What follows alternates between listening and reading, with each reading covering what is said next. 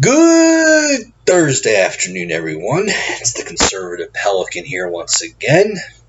In this video, I'm going to do a brief wrap-up of my road trip, and then I'm going to get into the pregame show of the 2018 NCGOP convention. Ooh. So yesterday I drive from Johnson City, Tennessee to Hickory, North Carolina. And the first drive through Tennessee, and as I take the I-26 corridor down to Asheville, was a very beautiful drive. And there wasn't a whole lot of traffic either. There was this one knucklehead in a dump truck who was hogging the left lane, but I got around him eventually. I get impatient. Sometimes I have to go and get around like that and pass him to the right, and then make sure I have enough space to where I don't hit the car in the right lane and get around him. Anyway, and then I-40 from Asheville to Hickory,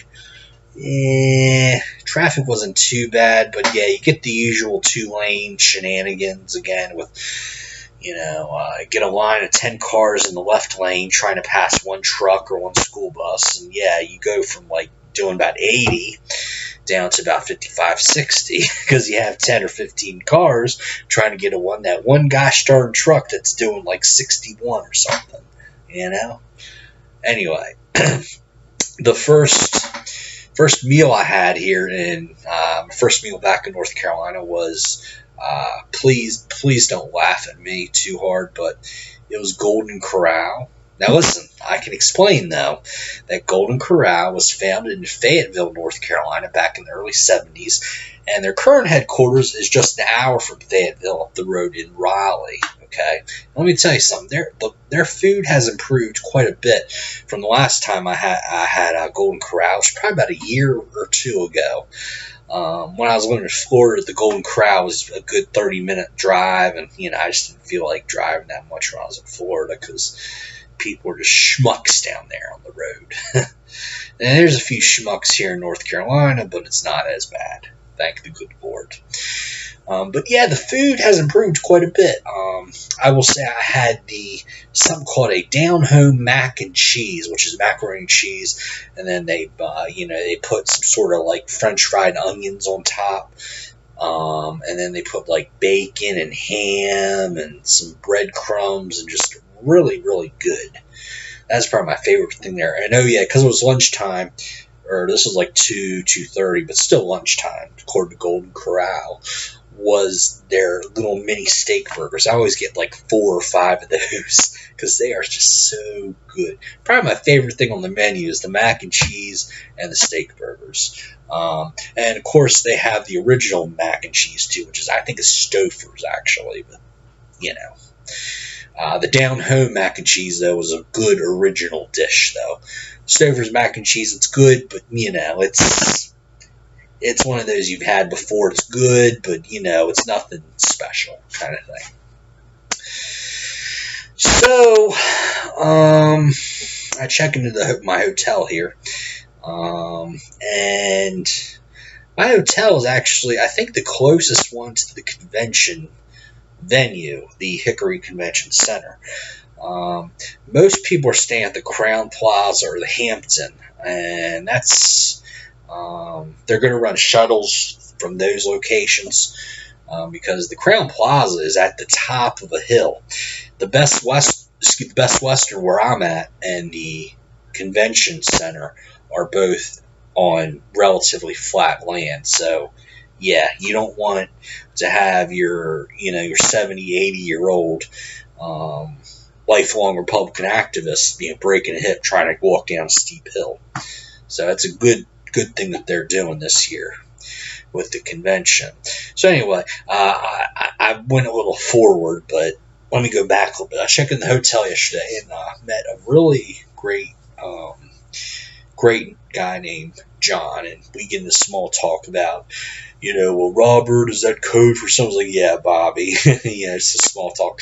And then he asked me why, why am I in Hickory? Is like in a friendly way. He's like, why are you here? No, he was very friendly. He said, what's your purpose of being here? Is, well, I'm going to attend the state GOP convention. I was like, oh wow, yeah, I'm friends with the Catawba County Facebook group on Facebook, and then he tells me that up until 2016 he was a lifelong Democrat. He's probably, I'd say 45, 50, something. That's his age. But yeah, up to 2 years ago, he was a Democrat, and then he just got so tired of Obama and Hillary, and so now he's a Republican, and he sort of wants me to keep him informed. He told me what his work schedule was, and I'll probably go down there later on today and tell him what's going on. And but not a whole lot right now. This is the day. Technically, today is the first day of the convention, but for actual convention business, tomorrow is the first day. And I will say, too, again, I keep getting to the convention, but I need to, back up a bit. So after the conversation, get to the hotel room and have pizza from this place called Geppetto's, which is okay. And the thing I didn't like about it was I was going to get extra sauce on my pizza, but they charge, get this, $4 for extra sauce. I know that should be a first degree felony in North Carolina to charge $4 for extra sauce. No, I did not get the extra sauce. I'm not paying $4 for extra sauce. That is just ridiculous. Should be against the law, I'll tell you the truth. There's a pizza place down in Florida called Big Apple Pizza, and they charge $2 for extra sauce. But any other pizza place I've been to, and I've probably been to over 50 pizza places in my 32 years on this planet, none of them charge for extra sauce. If you want extra cheese, though, they'll charge for extra sauce. Come on now. Really?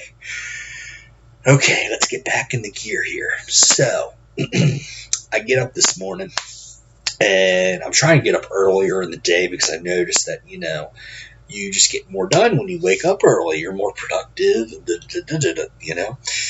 So I wake up about 7, and actually I wake up like 6:46 or 48. My alarm was set for 7, but I woke up a few minutes before that.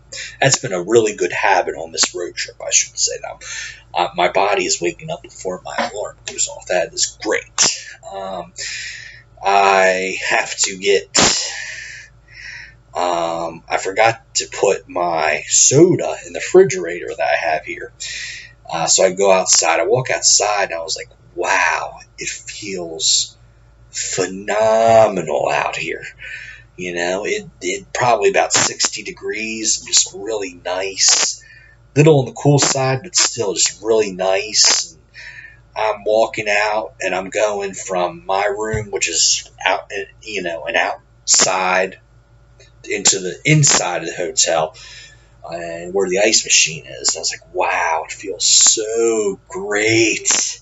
And it's just like heavenly, and just it's just so great being able to walk outside here in Hickory and not be sweating like you're in hell, within 3 to 4 minutes, like you are this time of year down in Florida, okay? Yeah, the humidity in Florida this time of year is just outrageous, right? But up in North Carolina, they do get some humidity, but it's more of like right now, it's really not very humid. But towards the weekend, I think Monday is supposed to be like when the thunderstorms will start that day.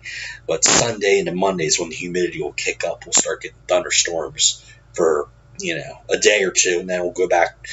The cold front will go through, and we'll go back to like mid-80s and mid-60s this time of year. Okay. So after that, I go to Walmart and get a bunch of supplies that I need. I need some stuff for my college classes, and some, dividers or binders, some food items, some soda. And I get to the grocery part of Walmart, and I am amazed at how much cheaper things are at the Walmart in Hickory than they are at the Walmart in Vero Beach, Florida. I paid only $2.04 for a 12-pack of the Walmart brand soda. Okay, in Vero Beach it would have been $2.77. Also, they had, what else did I pay? Oh, they had bananas, 23 cents a pound. Can you believe that? In Vero Beach it was like 59 cents a pound. And also they had the mac and cheese Easy Mac cups, the Walmart brand. You get 4 of them for $2, okay, in Hickory. In Florida, it would have been like $3.50. So, yeah, I'm talking like $1.50 difference from each item. So, yeah, I probably saved a good $5 on my groceries at least this morning, you know. And, yeah, so, again, I tell people all the time, yes, food is a lot less expensive in North Carolina than it is Florida. And if you don't believe me, stop shopping at Publix and actually start going to places like Walmart. That's a hard discounter. Or you can do the double, triple coupon game at Harris Teeter or Lowe's Foods also. Little advice. After that, I go walk in the mall across the highway there from Walmart, the Valley Hills Mall. This mall was built in the early 80s. It was renovated about early 2000s, so it's starting to, and hasn't been renovated since then, so it's starting to look a little outdated in the interior. But I'll tell you, for the mall, believe it or not, like a lot of other malls across North Carolina, is doing very, very well. Yeah, doing very, very well. What's my train of thought? But I'll tell you that this mall is kind of weird. It's got a small food court. It's got the Chinese place, Chick-fil-A, I think a Subway, but no pizza place, no Mexican place. Not very good variety. What else was I going to say? Oh, in this mall, they have 3 stores that sell sports memorabilia, you know, like shirts and hats and that sort of thing. They have like 5 shoe stores, and, you know, it's like, wow. Need some little more variety in this store. Like, I'm surprised the mall is not a little bit more empty.